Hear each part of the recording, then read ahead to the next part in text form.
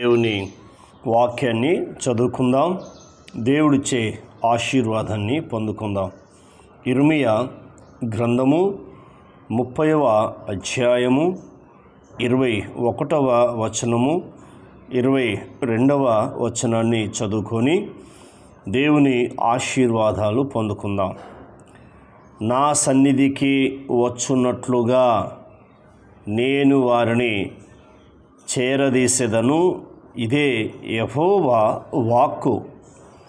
అప్పుడు మీరు నాకు ప్రజలై యుందురు, నేను మీకు దేవుడనై యుందును. దేవునికి స్తోత్రం. అద్భుతమైన వాగ్దానము. ఈ వాగ్దానాన్ని మరి దేవుడు ఏ రీతిగా మాట్లాడుతున్నాడు చూడండి. అంటే ఈనాడు మనుషులు లోకం వైపు చూస్తున్నారు, లోక ఆశల వైపు చూస్తున్నారు, శరీరం కొరకే ఆలోచన చేస్తున్నారు, శరీర సుఖము కొరకే ఆలోచన చేస్తున్నారు. ఆత్మ కొరకు కానీ, ఆత్మీయ జీవితంలో ఎదుగుదల కొరకు కానీ, ఆత్మ నిత్యము బ్రతుకుతుంది, ఆ నిత్య రాజ్యములో సంతోషముతో ఆనందంతో ఉంటుంది, ఆనందిస్తారు. ఎందుకో తెలుసా? దేవుడు నిన్ను చేరదీశాను కాబట్టి ఇది అద్భుతంగా మాట్లాడుతున్నాను. నా సన్నిధికి వచ్చున్నట్లుగా నేను వారిని చేరదీసేదను. మరి ఈనాడు చూడండి, సంత పిల్లలే తల్లిదండ్రులు ఇప్పుడు వృద్ధులవుతున్నప్పుడు చేరదీసలేకపోతున్నారు. పిల్లలను తల్లిదండ్రులు కూడా చేరదీసలేకపోతున్నారు. ఇంట్లో వాళ్ళే ఒక వ్యక్తిని చేరదీసి ఒక వ్యక్తిని చేర్చుకొని ఈనాడు లేవు ప్రేమలు. ఎందుకంటే ఆత్మీయంగా జీవించట్లేదు కాబట్టి, శరీరం కొరకే ఆలోచన చేస్తారు కాబట్టి, ఒక వ్యక్తిని మనం చేర్చుకుంటే, ఒక వ్యక్తిని చేర్చుకొని అంటే చిన్నపిల్లలను చేర్చుకొని గిన్నెడు మంచులు ఇస్తే పరలోకంలో ప్రతిఫలం పోగొట్టుకోడని యేసుక్రీస్తు ప్రభు వారే స్వయంగా చెప్పాడు. కాబట్టి మరి బయట వ్యక్తికే, ఒక చిన్నపిల్లోడికే మనం మంచిలు ఇస్తున్నప్పుడు పరలోకంలో ప్రతిఫలం పోగొట్టుకోకుంటే, ఒక తల్లిని కానీ, తండ్రిని కానీ, అన్నదమ్ములు కానీ, అక్క చెల్లెలను కానీ మరి వారిని మనం చేర్చుకొని వారిని మనం చేరదీస్తే ఇంకెంత ప్రతిఫలం ఉంటుందో చూడండి. అందుకే నాడు క్రైస్తవ్యం ఎటుపోతుందో అర్థం కావట్లేదు. కాబట్టి అలా ఉండడానికి వీలు. ఎందుకంటే నువ్వు యేసుక్రీస్తు ప్రభువుని నమ్ముకున్నావు, యేసుక్రీస్తు ప్రభువుని నమ్ముకున్నావు కాబట్టి ఎవరైతే బాధలు ఉన్నారో, ఎవరైతే కష్టాలు ఉన్నారో, ఎవరైతే ఇబ్బందుల్లో ఉన్నారో, ఎవరైతే శ్రమలో ఉన్నారో వారిని చేరదీయమని దేవుని వాక్యం సెలవిస్తా యేసు ప్రభు చెప్తా ఉన్నాడు. కాబట్టి చిన్నపిల్లలను చేర్చుకుంటే పరలోకంలో ప్రతిఫలం పోదని చెప్పాడు. మరి ఇక్కడ తండ్రి అయిన దేవుడు మాట్లాడుతున్నాడు ఏంటంటే, నేను వారిని చేరదీసేదను అంటున్నాడు. అంటే ఈనాడు ఇశ్రాయేలు ప్రజలు దేవుని మాట వినని స్థితిలో ఉన్నారు. లోకం వైపు, లోక ఆశల వైపు చూస్తున్నారు. ఆయన కూడా ఆయన కృప, ఆయన ప్రేమ ఎంత గొప్పదో చూడు, నేను వారిని చేరదీసేదను అంటున్నాడు. అందుకే నీకు శుభవార్త ఏంటంటే, భయపడుతున్నావా, ఏడుస్తున్నావా?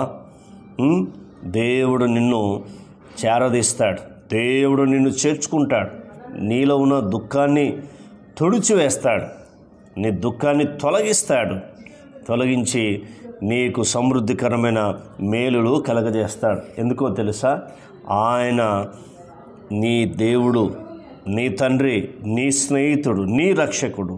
కాబట్టి ఈ చేరదీయడం అనేది చాలా ప్రాముఖ్యమైన గుర్తుంచుకోండి. నువ్వు ఆత్మానుసారంగా జీవిస్తున్నప్పుడు, నీ హృదయంలో సమృద్ధిగా వాక్యం ఉన్నప్పుడు ఖచ్చితంగా ఏం చేస్తావంటే, దేవుడు ఏ రీతిగా తన ప్రజలను చేర్చుకున్నాడో, చేరదీశాడో, నీవు కూడా ఇలాంటి బాధలు ఉన్న వారిని ఏం చేస్తావంటే చేరదీస్తావు. నేనున్నాను అని వారితో మాట్లాడుతావు, వారికి ధైర్యం చెప్తావు. బైబిల్ ఏం చెప్తుంది?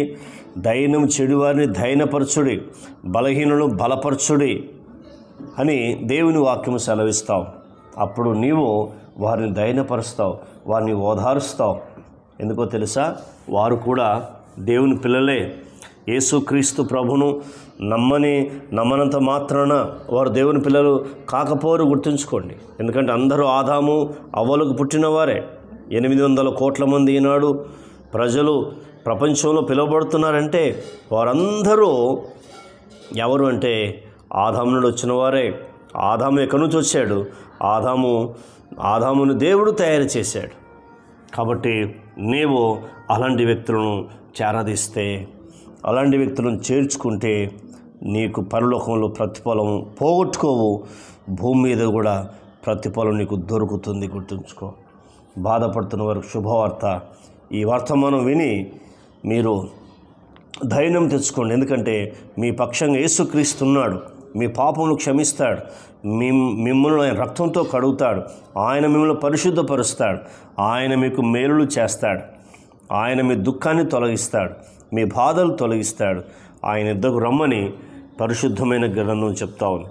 ప్రయాసపడి భారం మోసుకొనుచున్న సమస్త జనులారా నా యొద్దకు రండి, నేను మిమ్మను చేరదీసేదను, నేను మిమ్మను చేర్చుకునేదను, మీకు విశ్రాంతి ఇచ్చేదనని ఆయన మీతో మాట్లాడుతున్నాడు. దేవుని బిడ్డలారా, ఒక్కసారి ఆలోచించమని ఈ లేఖన భాగాన్ని మీ ముందుకు తీసుకొస్తున్నాడు. తర్వాత 22వ వచనం, మీరు నాకు ప్రజలై ఉందురో నేను మీకు దేవుడునై ఉందును. చూసారా, వాగ్దానం చేస్తాను. మీరు నా ప్రజలు, మీరు నా పిల్లలు, నేను మీకు దేవుడును, మీకు తండ్రిని. నేను చేరదీయకపోతే ఎవరు చేరదీస్తారు అని దేవుడు నీతో ధైర్యంగా స్పష్టంగా మాట్లాడుతున్నాడు. మరి ఇకనైనా మారుతావా? ఇకనైనా మారు మనసు పొందుతావా? లోక ఆశల నుంచి విడుదల పొందుతావా? పాపమును సమాధి చేస్తావా? అప్పుడు నీ కుటుంబంలో నువ్వు ఎన్నడూ చూడని ఆశీర్వాదం చూడగలుగుతావు. భార్యాభర్త మధ్యలో మంచి సమాధానం, సహవాసం కలిగి ఉంటుంది. పిల్లల మధ్య, తల్లిదండ్రుల మధ్యలో మంచి సహవాసం ఉంటుంది. నీ కుటుంబము ఉన్నతమైన స్థితిలోకి వస్తుంది. నీ కుటుంబంలో మేలులు చూడగలుగుతావు. నీ పిల్లలు ఉన్నతమైన స్థితిలో ఉంటారు. నువ్వు ఎక్కడికి వెళ్ళినా ఇలాంటి వారి బాధలు ఉన్నప్పుడు వెంటనే చేర్చుకుంటావు, వారికి ఆశీర్వాదకరం నడిపిస్తావు. మరి నాతో కలిసి ప్రార్థన చేయమని కోరుతున్నాను. పరమ తండ్రి, మీరు మాట్లాడిన ప్రతి మాటను బట్టి మేము స్తుతిస్తున్నాం. అయ్యా, మమ్మల్ని చేరదీసుకున్న వాగ్దానం చేశావు, అందును బట్టి నీకు వందనాలు. మీ నామానికి మహిమ తెచ్చుకోమని అడుగుతున్నాం తండ్రి. అయా ప్రభువా, మేము నీ ప్రజలమయ్యా, మీరు మా దేవుడు, మా తండ్రివి, అందుకే మీ కృతజ్ఞతలు చెల్లిస్తున్నాం. అయా ప్రభువా, ఈ మాటలు విన్నా మమ్మల్ని అందరినీ జ్ఞాపకం చేసుకోండి. మీ కృపకు అప్పగిస్తున్నాం, సహాయం చేయమని యేసు నామములో పొందినాం తండ్రి. ఆమెన్. దేవుడు మనం దీవించునుగాక. ఆమెన్.